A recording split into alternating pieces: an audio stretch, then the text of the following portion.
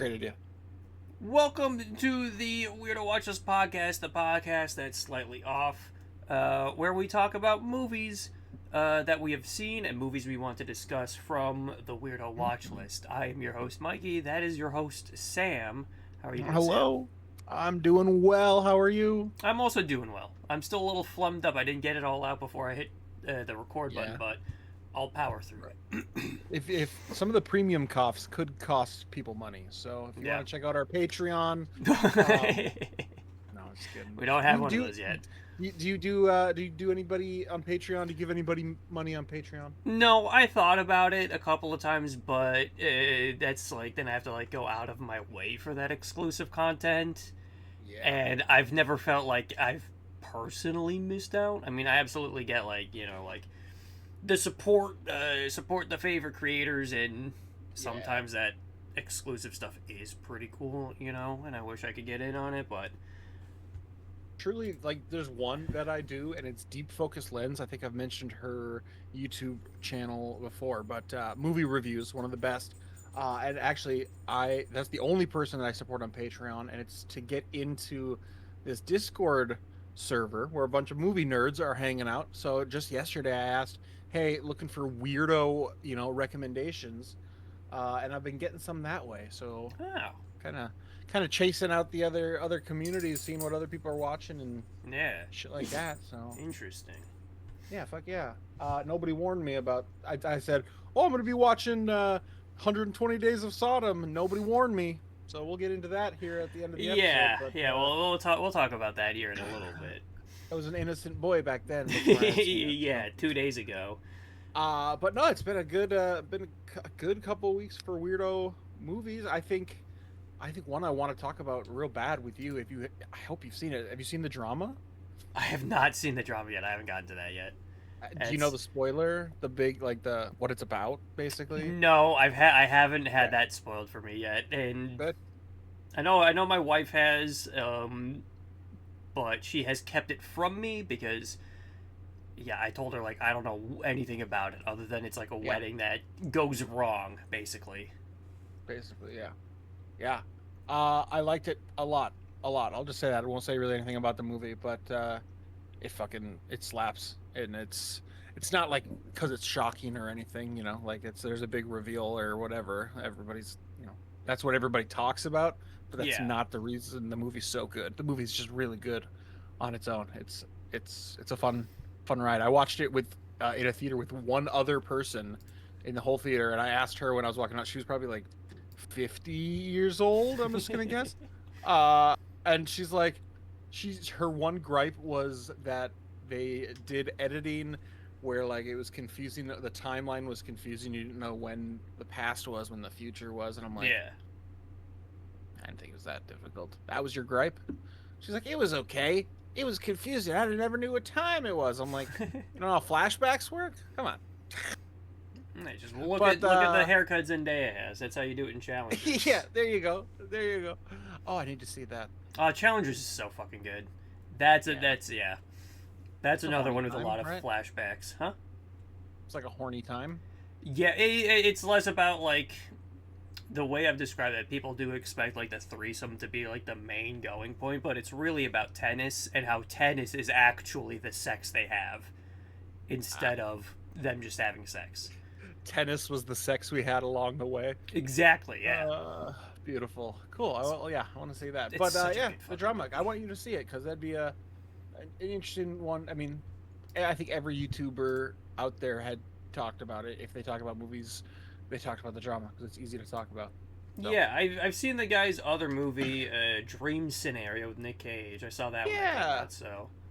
Yeah, this one had a similar vibe where you kind of think you're going into a certain movie, and then it kind of just delves into, I don't know. So, Dream Scenario was so interesting. I loved it first off, but then it became a movie about cancel culture, kind of, and and I didn't see that coming. I liked what it did, but it was such a cool premise, and then it just fell apart to be about what it was about. Not fell apart. Just went in a different direction, I guess. Yeah. But undeniably a great movie. And the end with the talking heads thing with the dream, I loved that shit. So Yeah, good. Christopher Borgley shouts out. Yeah, shouts out. Tell me, Mikey. Tell me, Mikey. What have you been watching, my friend? Well, in terms of new movies, I saw Werner Herzog's new documentary, Ghost Elephants. Oh, cool. I don't think we talked about that. I watched it like pretty quickly after the Mario movie, not like right after, but yeah. I think there was enough time between Mario and Ghost Elephants where we recorded the last episode, but anyway, yeah, Werner Herzog's looking for elephants. They're like trying to. It's like a Nat Geo documentary, so he's like hanging out with like these um, African tribes who are like very like simplistic lifestyle. You know, they just Sure. they just live out there, and Herzog's kind of jealous of that. Yeah. And they're like the best. He's living vicariously through them, and also his own documentary about that. Yeah. Love So that. like they're like the best trackers like in the world. So they're trying to find this like Cool. lost possible new species of elephant that are allegedly from like the largest land animal ever killed. Like they shot like these there weren't poachers back in the day, but these like fucking African trophy hunters from like the 50s shot this elephant that was the biggest recorded land animal like alive at the time. Yeah. And like the main like elephant doctor or scientist was like, I gotta see if this guy had kids and to see if they're still up in these mountains. Yeah. And it's fascinating. It's a good watch, as good as any other like Herzog documentary. It's not my favorite of the ones I've seen.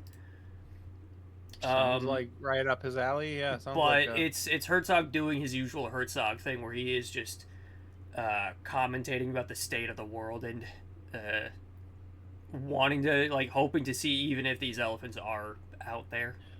Yeah, they're out there, man. They're out there. I saw one review I really liked. Summed it up as like leave it to Herzog to make the only cryptozoology adjacent documentary that actually fucking finds something. Cryptozoology? Yeah, it's like they're hunting Bigfoot, but except Bigfoot is actually real. Right. That's awesome. That sounds good. It was it's a nice watch. Like 100 minutes. Again, it's on Disney Plus. It's like just fucking Nat Geo stuff. Yeah. Good shit, as they say. Good shit. Okay, I bet my girlfriend would love that. Yeah. So maybe we'll put that on soon. Once we finish what we're watching now, I think this was the third night we've been watching The Hunger Games: Ballad of Songbird Snakes, some bullshit. That's like the longest movie ever, I hear. It's feeling pretty long, especially because every time we watch it, like she falls asleep, like we stop it right when she falls asleep. She's like, it's time. It puts her to bed, but it's good. You know what I mean? It's not great, but it's good. So I'm invested. So once I finish that, maybe I'll put on the elephant doc.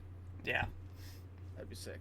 There was another crazy doc I saw, called like Landscape Suicide. This one's from like the 80s. Okay. And it's a true crime documentary, except it doesn't do any of like the cool forensic files stuff where it's like dramatic and like intense or anything like that. It's just, here is where like this town where this murder happened. Here's all like the locations of the town, and then like 20 minutes of an unbroken interview we recreated from like the culprit, and it's delivered super matter-of-factly. I was so stoned when I watched this too. I thought I was like I thought I was like going insane a little bit by just how often some things repeat, and just how like most of the movie is just composed of like landscape photography of like Southern California, where one murder happened. You know, you're just getting shots of like the gas station, this bridge. It's nothing. Is there a narrator or what? There's like a little narration, but barely. Most of it is just shots of like the area where the crimes happened, not even the crime scene itself. and it just like removes any of like the fantasy that gets like kind of like sprinkled on, you know, like when you are watching like a true crime video or documentary where it's like emphasis on the drama that takes place and like over romanticizing and fetishizing it. Here it's just you read like some report about Ed Gein and you have to read the document yourself and they're like, oh, that's so gross. And then it's just like shots of like Wisconsin farmland and snow, and then it's like, oh, this horrific thing just happened in my backyard, or it just out here in the country. You know, it brings it all back down to here. It kind of blew me away. If that, you know, It was good though. it was good. Yes. Okay. It was I very. wasn't fully discerning if all of what you're saying is a positive to you. It was you know what I mean? yes. It was a unique watch because I'd never seen anything like it. It's very experimental and just very focused on pictures. Yeah. Yeah. You know, I watched the exact opposite of that. Disney's Elio. Yeah, tell me about that. Pixar? Is that a Pixar? Yeah. It's fine. It's good. I really liked Turning Red. Yeah. And this is the director's second like Pixar movie or whatever. Okay. Or Disney? I don't even fucking know. But regardless, it's fine. It's beautiful. It starts with some dead parents, like every good Pixar movie should. So like, I don't know. I don't even really remember much of it. It's about a kid going to space. He just loves space and he just wants to go be away from everybody, and his parents died, so he just wants to be left alone. And he wish aliens would abduct him, and then one day they fucking do. And then he's just like, "Oh, I'm like the leader of Earth, you guys. Let's go on these missions together." And then he does, and it's a great time until he gets caught. And that's like a perfect blueprint of a Pixar movie if I ever heard one. Yeah, sure. I didn't three see that. stars. Yeah. You know what I mean? Like it's like, okay. Oh, yeah. Good. Yeah. Mostly just brought it up because it's not as artsy as what you were just talking about. Like, oh, that's nice landscape shots. I was like, I watched a flashy new age kids movie. Yeah. The opposite of what you watched. Yeah. And it was decent. It was decent. Right. You know, I went to a mystery movie the other day. You know how theaters are doing that. Yeah. Like the week before a movie comes out, they'll just like show it, pretend it's a big secret. Yeah, so I thought I was going to a horror movie, which I was wrong. I guess I was mixing up my theaters. Anyway, I saw a movie called Fuse, or it's got to be Fuse, right? Fuse. Have you heard of this at all? I have not. No. Okay. It is an action movie, and it starts. So imagine going in blind. So you're going in blind too. You don't know anything about this movie either. It starts like it's a bomb movie. And there's like a police and 911. We got a 911 call from this thing. We got a bomb. We got to get in there to defuse it.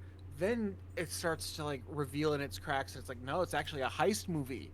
This is all part of the heist. They evacuated the town for a huge heist. Cool. But the bomb plot keeps going and the police plot keeps going.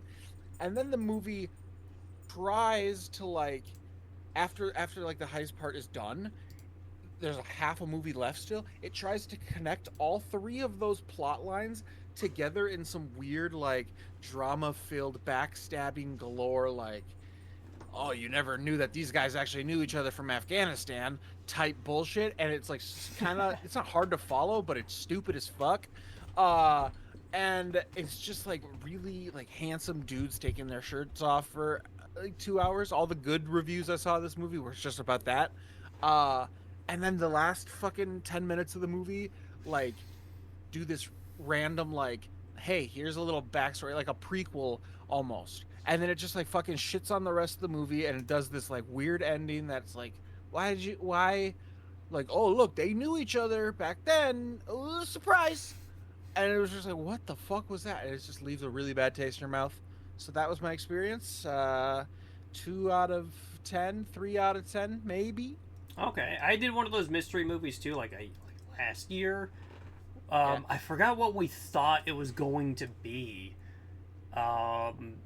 Christ, I don't remember. Yeah, because we thought it was going to be some other thing, and of course we were wrong. It was a movie called like The Threesome with somebody was in it. Was it boring? Was it mid? It was enjoyable. Like oh yeah, Zoe Dutch. Huh, I like her. Yeah, sure. Yeah, so it's just like like a couple of friends, two friends hook up and they invite a third person, and then oops, both women are pregnant. Oops. So that's fun. Yeah, so the threesome is in the beginning, and then it's just one guy trying to figure out what the fuck to do for the next little bit, the next 90 minutes. Cool. It was solid. Cool. I enjoyed it.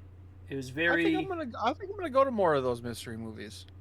It is fun. I mean, even when it's a bad time, the element of the mystery is fun enough where I was just like, all right, this was. I was hopeful for like the first 5 minutes of the movie, and then I realized what it was kind of doing, and then I was like, oh, this might be not great, and then it got laughably bad, and I was actually like audibly laughing at some of the terrible CGI stuff. So like that made it fun.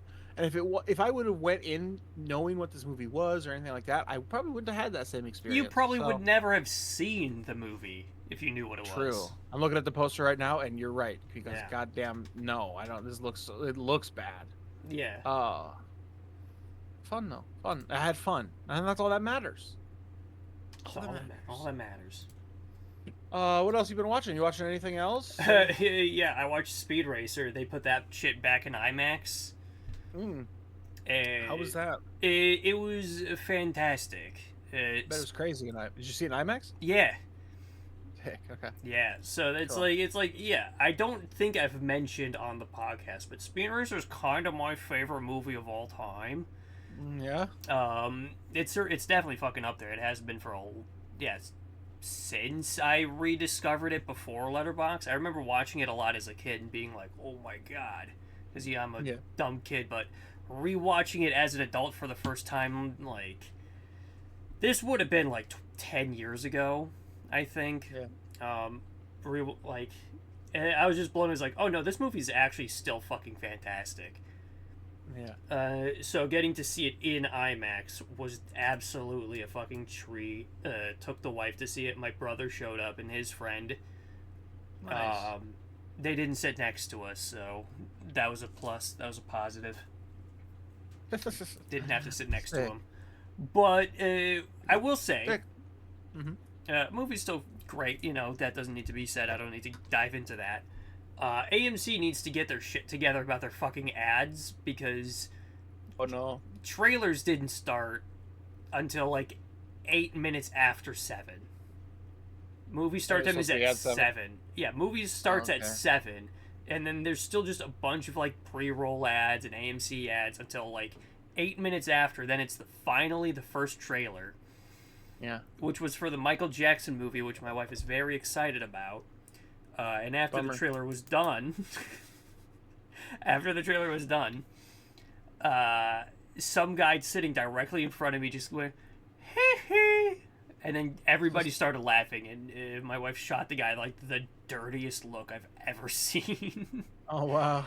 Just because like funny. Yeah, not funny. Didn't laugh, and I didn't laugh either, because like this is just setting us up for failure. This guy's gonna think he's the funniest man ever, and he's gonna crack jokes the rest of the time we're here. It's happened before, and it's ruined movies for me before. I'd shoot him in the back of the head if he did it during Speed Racer. Yeah. But thankfully he didn't. What he did do, though, during one of the AMC A-list ads after it ended, he said, "That's me, I'm A-list. That's me, I'm the A-list." And then nobody like said anything about that. Everybody just kind of like groaned a little bit. Yeah. Yeah. And the movie, like halfway through the trailers, we had like a Chuck E. Cheese ad. Yeah, just in the middle. So I was like, okay, like one quick final pre-roll before the AMC ads start again, and then we're on to movie. We'd already seen like 3 trailers. That's plenty. No, after the Chuck E. Cheese ad ended, more trailers started showing up. They just snuck one in halfway through the trailers for no fucking reason, and then the movie didn't actually start until like 7:30. That's awful. Yeah. There should be a law. I've seen several like Republican congressmen like advocating for that. Just like post the actual time on the website. Yeah, it's this issue's got to go all the way up if it's gotta. Yeah, if the fucking laws of the land are getting involved. I like to know if I go to a theater regularly. I like to know how long their trailers are. Obviously, you and I have both worked at a theater together. Yeah. Even. Yeah. So we know that ushers or whoever will know how long trailers are going to be. It's 18 minutes, boom. And 18 minutes, that's pushing it for me. Yeah. 18 minutes is a lot, but AMC is nuts for some of the shit they do.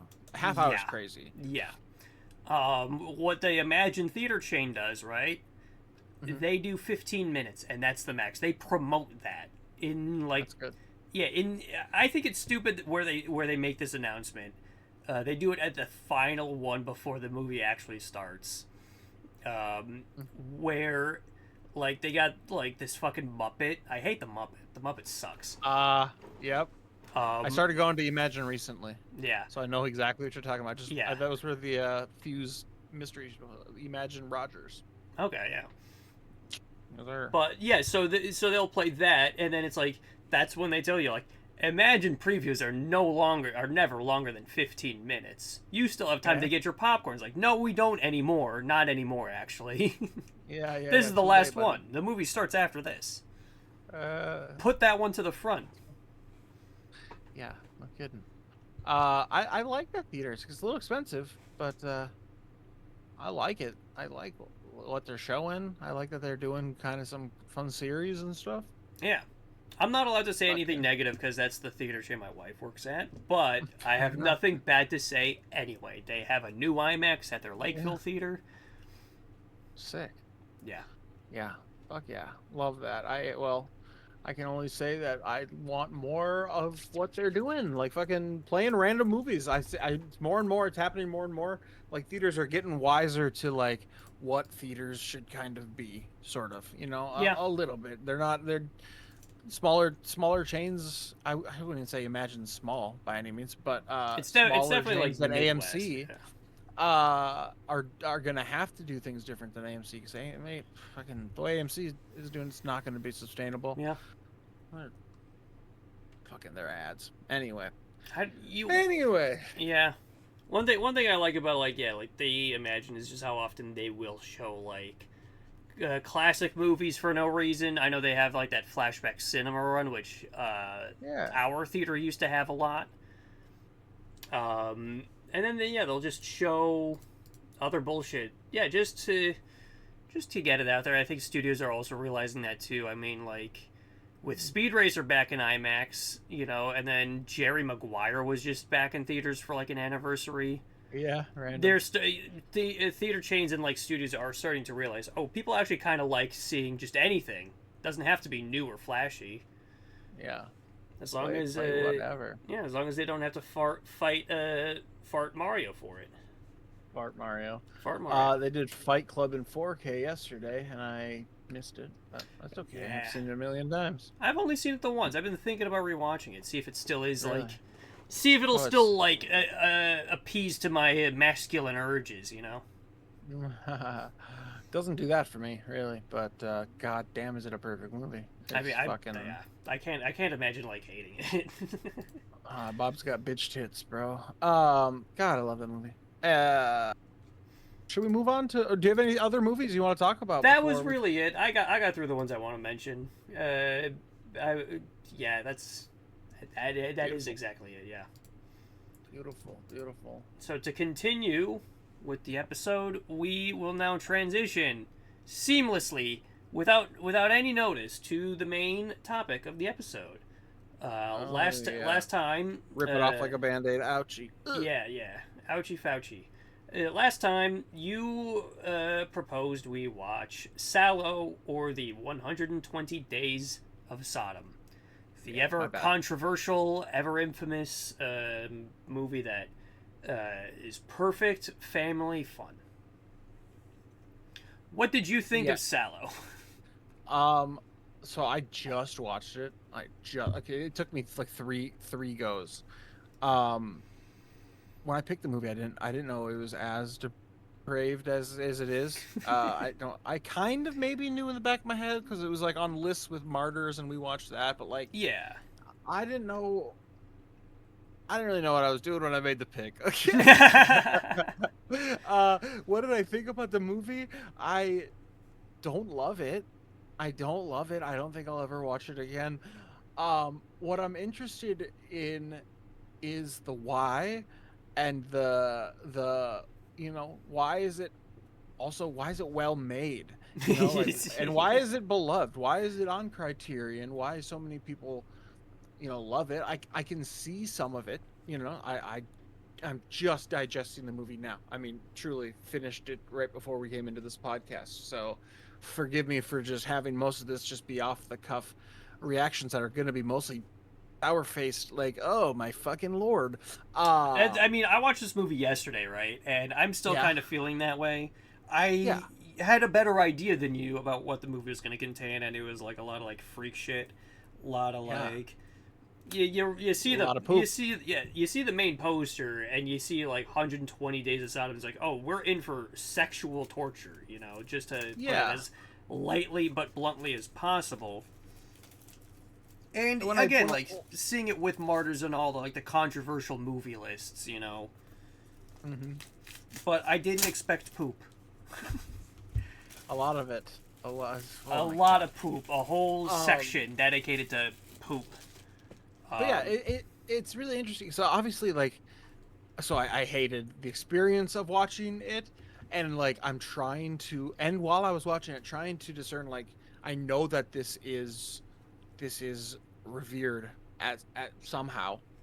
I don't know what parts of it are so celebrated. I don't know what got this a Criterion release, but like this isn't just some like edgy thing some weirdos threw together. It doesn't feel like there's that. a full film. There's a full film crafted behind this fucking nasty plot and what they're showing. And that's interesting. I mean, is it good? I don't know if I would say that quite yet. But it's interesting. That's what I keep thinking. That it just, why does it exist? Why? The things I can see in there are definitely outweighed by how awful and depraved and disgusting every inch and bit of this movie is. It doesn't let up. It gets worse, in fact, I think.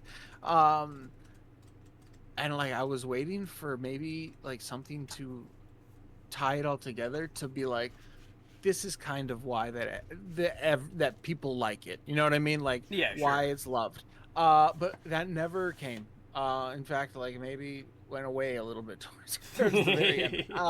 But like I was looking for it for sure, and I felt it somewhat. I felt it especially in like as expressions from these people are very unnatural. The whole story is unnatural, but it's like you expect a lot of huge emotions coming from all of these tortured children, but no, most of them are just blank faced.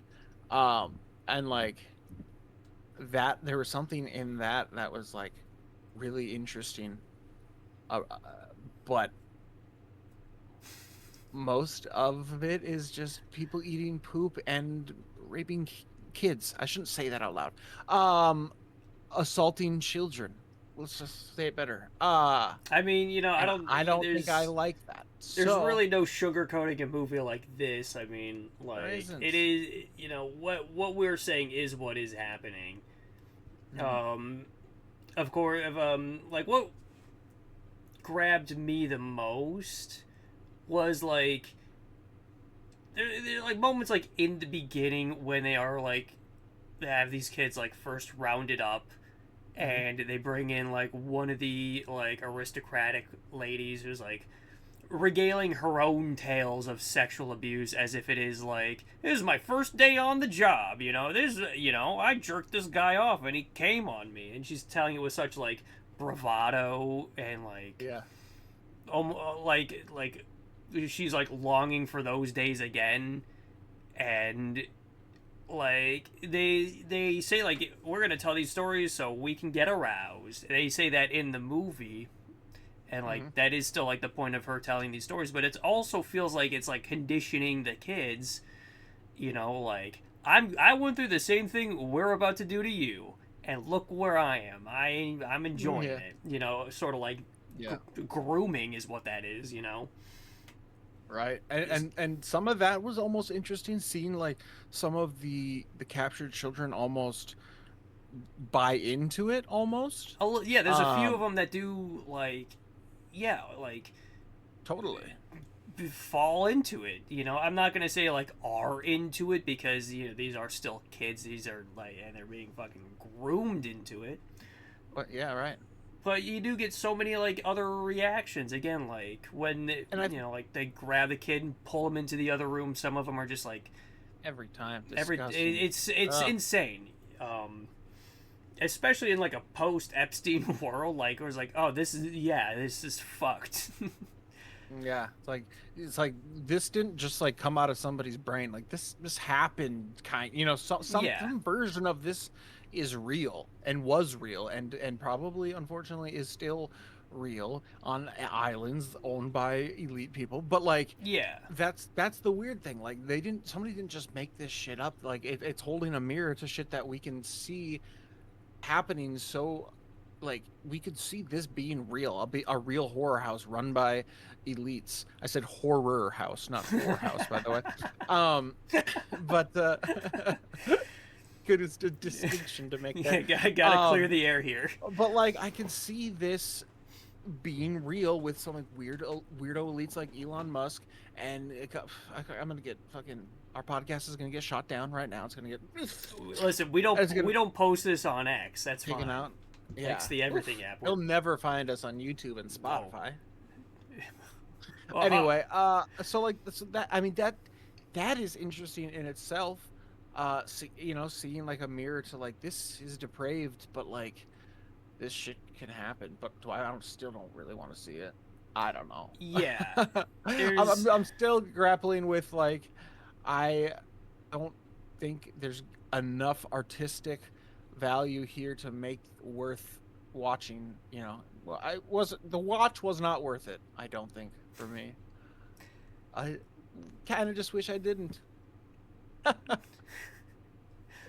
Is that a 2 out of 5 star? If it has to be, I think, because not to jump to I should have saved that to the end. Spoiler alert.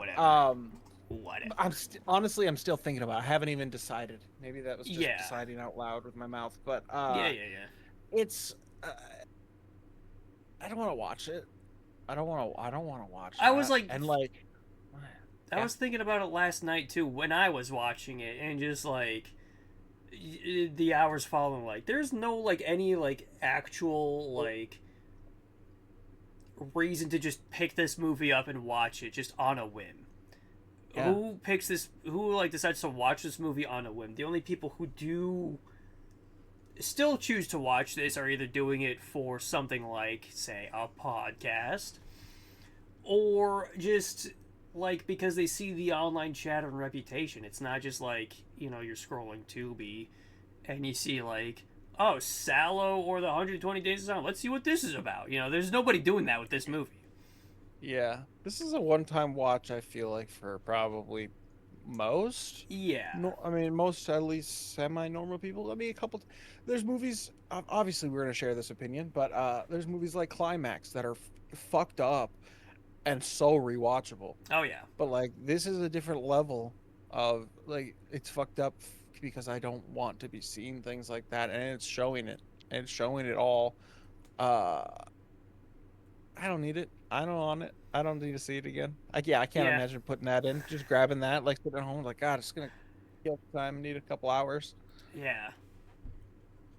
it's still one like I want to like dive further into to see what others are saying about it. For sure. I mean, I did buy the fucking Criterion, but Yeah. you know what? What am I gonna do? What I'm a not perfect gonna. one to lend out to friends. Like, somebody comes Yeah, over, here is you like, go. "Oh wow, I love your Criterion collection. I would love to watch some of these." Like, "Oh, please take this one Yeah, and here you go. bring it back whenever you're done with it, buddy." Yeah, watch Salo or the 120 Days of Sodom. That's an easy sell too, based off the title. Yeah, yeah. Um, There was a point.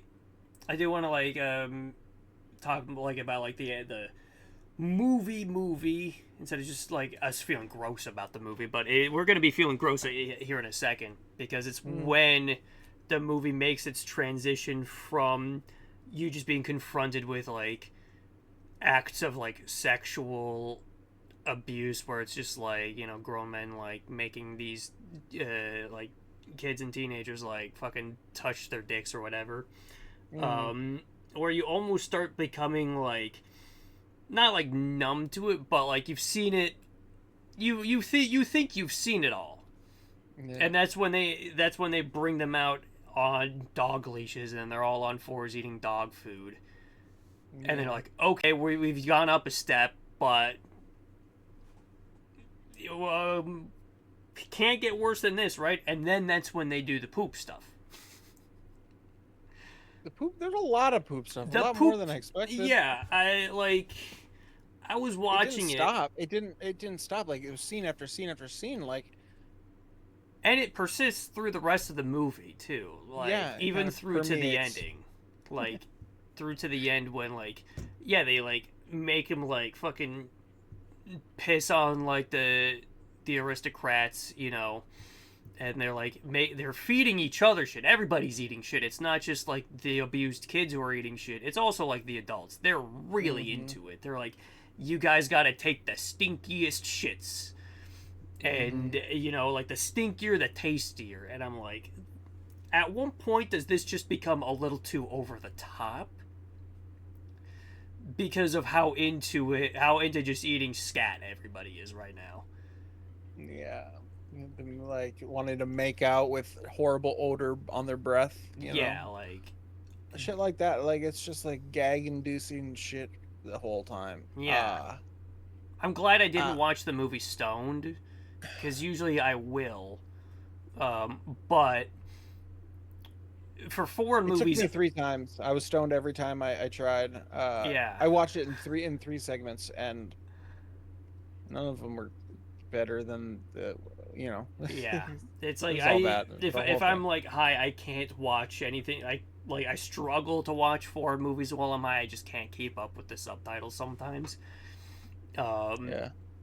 And I just didn't want my high to be ruined by watching this.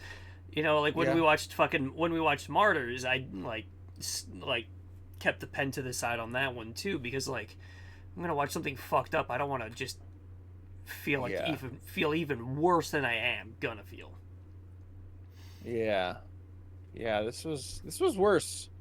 This was worse than Martyrs. Yeah, Martyrs had like an interesting like angle it found itself going into with the whole like we're not getting off on this. This is purely to see if you will see God or not, and that's an insane angle to go. This one, it is just they're getting off to it. Yeah.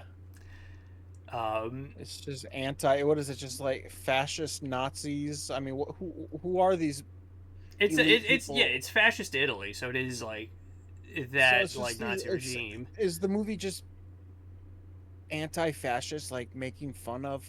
That's kind of what I was getting. I was getting like this movie's like showing this, but like making fun of the fascists. Like, oh, fascists like think their asses are perfect. All the fascist women think their asses are perfect, and they all just sit around fucking each other's asses. And it's just like 2 people complaining about like fascists. Like, I bet they sit there and just fucking abuse children and get pissed on and eat shit for dinner. And like, oh yeah, let's make that into a whole thing that they do, and they marry each other, and they all, it's just like that's a lot of the vibe I was getting from this. It's Yeah. just like a smear thing against the people that it's like portraying, I guess.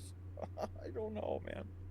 It's certainly I do definitely like think there's that angle too, because there is like some moments where you are just like, wait, what the heck? Not in like shock, horror, and disgust, but when they first gather everybody for like dinner and they bring out like the some of the girls are just like serving dinner naked, and one dude just like pushes her down and like rapes her. One of the like the four main like aristocrat dudes, I think he's the president of what, I don't know. The cross-eyed guy? Yeah, the cross-eyed guy. He's like, got like, he's just showing his asshole to everybody else. Like, guys, look at my asshole. Look, guys, look. And then he asks the dude to fuck him. And he obliges. And he obliges. And I'm like, this is not going to be exactly what I thought. But I still needed a lot more time to get ready for it. I think I told my wife, I was like, this is what we were watching for the episode, and I like had to read the description, and she just shot like just a face of disgust, just like ugh. And that's when she was playing the new Tamagotchi Life game, so she was having fun last night. I did not have as much fun. I was just like watching this on my phone, just like hands on my forehead, just like on my temples, just like, good lord, what am I looking at here? Yeah. As she's just like, like fucking around in her little Sims game. Yeah, living a better life. Living a better life, living the dream. I'm so sorry I made us watch this. I mean, I'm not mad that we did watch it. Again, it is a movie that I feel like at some point I would have found myself watching. Under what circumstances those would have been, I could never tell you. Because, like, I think if it were me, I would suggest just watching somebody recap the movie in like a fun way on YouTube. I bet there's a bunch of people who do that. Yeah. That could be more interesting than actually just watching the whole thing. You know what this movie kind of gives off? Wes Anderson energy, like with the symmetry. There is one shot. They have like the big like the reading room set where it is just so many of the shots are also like so pulled far back from any abuse that happens. A lot of the abuse is just from across the room. It's never like like a lot of it never happens like super up close unless like it's just in a smaller room, like like when one dude's getting like pissed on. But in the main reading room, the camera is like centered in on like the doorway, and I never really noticed just how insane kind of like the production value is on this movie until nobody was in that room except for the one lady on the piano before she like kills herself. I was thinking it would be funny if there was a version of this directed by Wes Anderson in his same style, but like a lighthearted tone, like his same lighthearted like tone throughout, but the same stuff is still happening on screen. How would that work? I think Wes Anderson could do it. I think he could do a remake of this, and he could make it work. Fucking, we can get Grok to do it. Grok remake Salo, 120 Days of Sodom, but in the style of Wes Anderson. There you go. It takes 14 days to process out a full-ass Wes Anderson movie. Yeah. And then it's just George Clooney's everywhere. Only George Clooney. 300,000 gallons of water wasted. All thanks to us. Wes Anderson Days of Sodom. Anyway, yeah.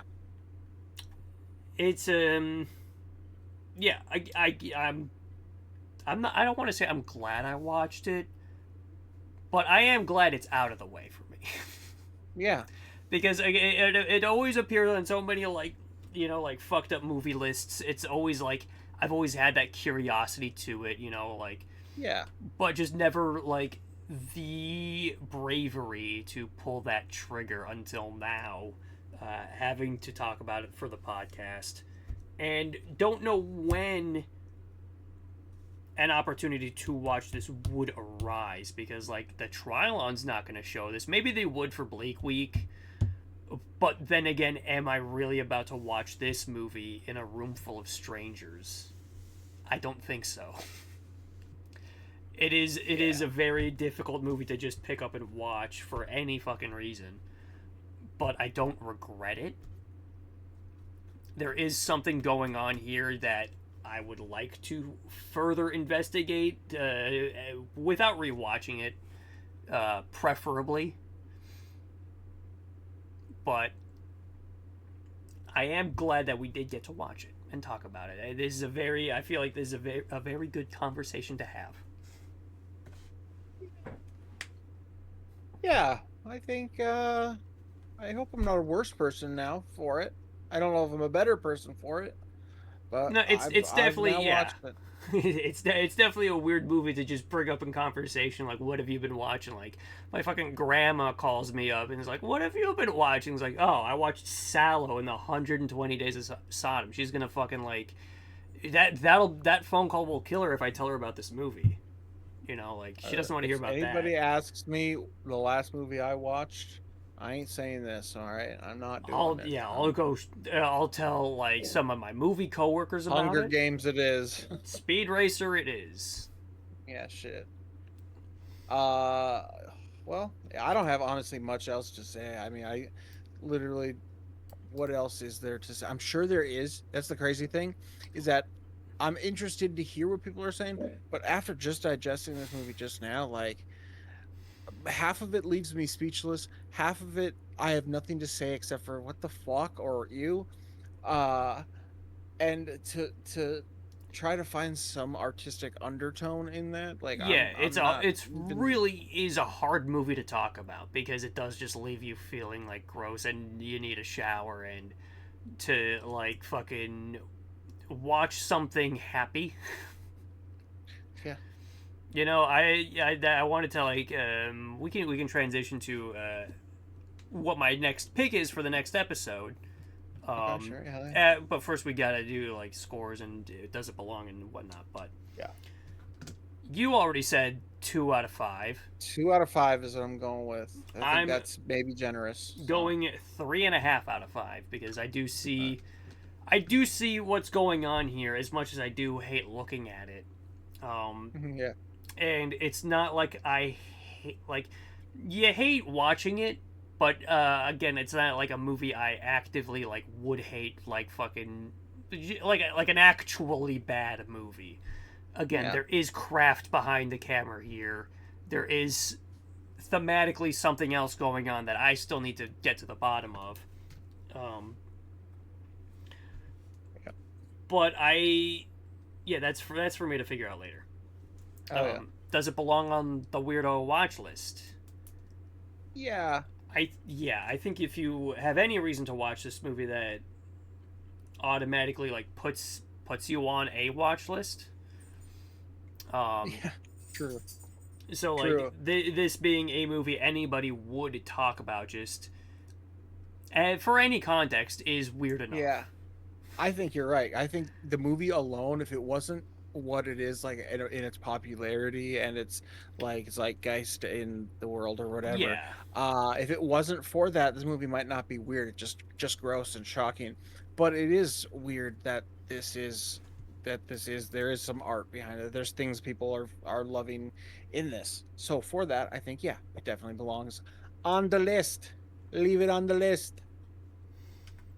Leave it on the list. Epstein list. The Epstein list. Yikes. So I know. I had this thought process when we did Martyrs, when I wanted to watch something happy but still keeping it a little bit depraved. When we went from Martyrs to Freddy Got Fingered.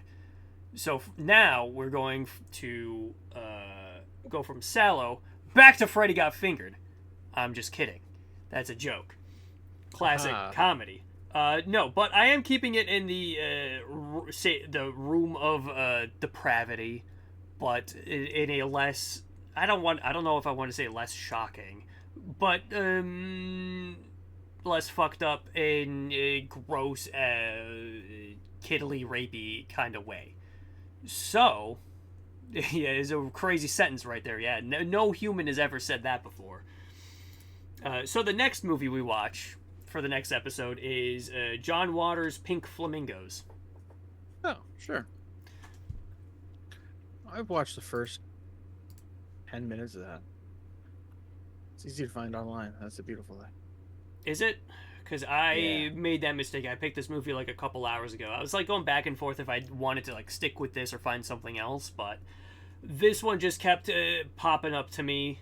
And I was like, fuck it. I have the Criterion somewhere in here too. They just put out a release of that like not super long ago. Cool. And John Waters has been someone I've been like intimidated to get into because it is like freak shit. Yeah. But it's always like I've always like felt like a want to like get into this. So you're into it. If you're saying it is like somewhere online, I'll trust that. Internet Archive. I don't know how good the quality is, but I'm pretty sure it's on the Internet Archive. So. Sure. So, Notorious Baltimore. I'll read the description of the movie for the audience. Notorious Baltimore criminal and underground figure Divine goes up against Connie and Raymond Marble, a sleazy married couple who make a passionate attempt to humiliate her and sees her tabloid given title as the filthiest person alive. I don't know much else about. I knew like that was like the basic plot. They're just trying to be as gross as possible, so they're like fucking spitting and shitting. But other than that, I don't know. But it's 93 minutes. And it has, I think, a nicer reputation than Salo does. Okay. So. Respect. I hope so. There's no kids in it. If it's worse, then I swear to God. There's no kids in it, and I guess Alvin from Alvin and the Chipmunks has watched this movie canonically. Okay. I think there's a joke in one of the sequels where Alvin is on a plane sitting next to John Waters. And John Waters makes like a comment like, "You need to fucking straighten up, little man." And Alvin says, "I've seen Pink Flamingos. I know what you're about, John Waters." So for that to be in an Alvin and the Chipmunks movie is an insane pull. But we can talk more about that next episode. Sounds good. Do you have any final thoughts?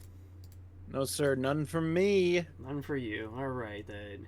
If that's the case, then that marks the end of the episode. Thank you, everybody, for watching, and we are sorry, everybody, for making you watch. If you did watch Salo, we're sorry. But be sure to tune in next episode when we talk about more movies and Pink Flamingos.